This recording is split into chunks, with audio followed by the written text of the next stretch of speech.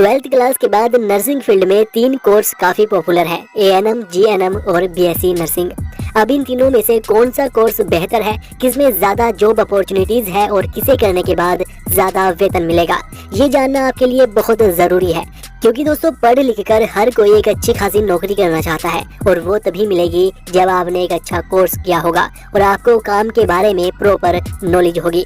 तो इसलिए इन तीनों के बारे में अच्छी तरह से जानने के बाद ही डिसाइड कीजिएगा कि आपको कौन सा कोर्स करना चाहिए। दोस्तों ANM और GNM का कोर्स एक डिप्लोमा कोर्स है, लेकिन BSc नर्सिंग एक डिग्री कोर्स होता है। चलिए एक एक करके पहले इन तीनों के बारे में जान लेते हैं, फिर बाकी सवालों पर बात करेंगे। ANM का पूरा नाम ऑक्सिलरी नर्सिंग मिडवाइफरी होता है। दोस्तों ये एक डिप्लोमा कोर्स है जो कि 2 साल की ड्यूरेशन का होता है और जिसे 12th पास आर्ट्स और साइंस वाले दोनों कर सकते हैं। इस कोर्स में नर्सिंग से संबंधित सभी बेसिक चीजों के बारे में पढ़ाया जाता है। इस कोर्स को करने के बाद बनने वाली नर्स को ANM नर्स कहते हैं, जो सिर्फ छोटे और गाँव में क्लिनिक हॉस्पिटल्स होते हैं उनमें काम कर सकती है। GNM का पूरा नाम जनरल नर्सिंग मिडवाइफरी होता है। यह 3 साल का कोर्स है, इसमें 6 महीने की इंटर्नशिप होती है। GNM को करने के लिए 12th में फिजिक्स, केमिस्ट्री और बायोलॉजी होना जरूरी है, तभी इस कोर्स में एडमिशन लिया जा सकता है। GNM में ANM कोर्स से ज्यादा सिलेबस होता है। GNM में पढ़ाई के साथ साथ प्रैक्टिकल भी ज्यादा सिखाया जाता है और यही कारण होता है कि ज्यादातर बड़े बड़े हॉस्पिटल्स में GNM नर्स ही देखने को मिलती है, उन्हें ही ज्यादा प्रेफरेंस किया जाता है। BSc नर्सिंग का पूरा नाम bachelor of science in nursing होता है। ANM और GNM में जो सभी कुछ पढ़ाया जाता है उससे भी ज्यादा BSc नर्सिंग का सिलेबस होता है। और दोस्तों ANM कोर्स को हिंदी वाले भी आसानी से कर सकते हैं, लेकिन GNM और BSc नर्सिंग के लिए इंग्लिश आनी जरूरी है, क्योंकि इन दोनों में सिलेबस इंग्लिश में ही होता है। अब जान लेते हैं कि आखिर इन तीनों की फीस कितनी होती है। दोस्तों जैसे ANM कोर्स इन तीनों में सबसे कम ड्यूरेशन का है तो उसकी फीस कम होती है। GNM की उससे ज्यादा और BSc नर्सिंग की सबसे ज्यादा फीस लगती है।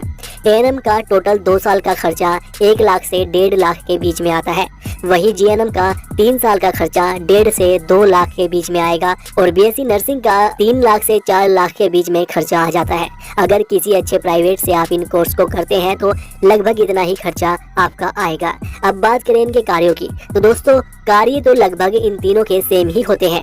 ANM कोर्स का मकसद सिर्फ नर्सिंग से संबंधित छोटे मोटे काम सिखाकर नर्स बनाना होता है, जिससे कि वह डॉक्टर्स की हेल्प कर सके और छोटे मोटे काम जो हॉस्पिटल्स में होते हैं उन्हें देख सके। लेकिन GNM और BSc नर्सिंग में ऐसा नहीं होता।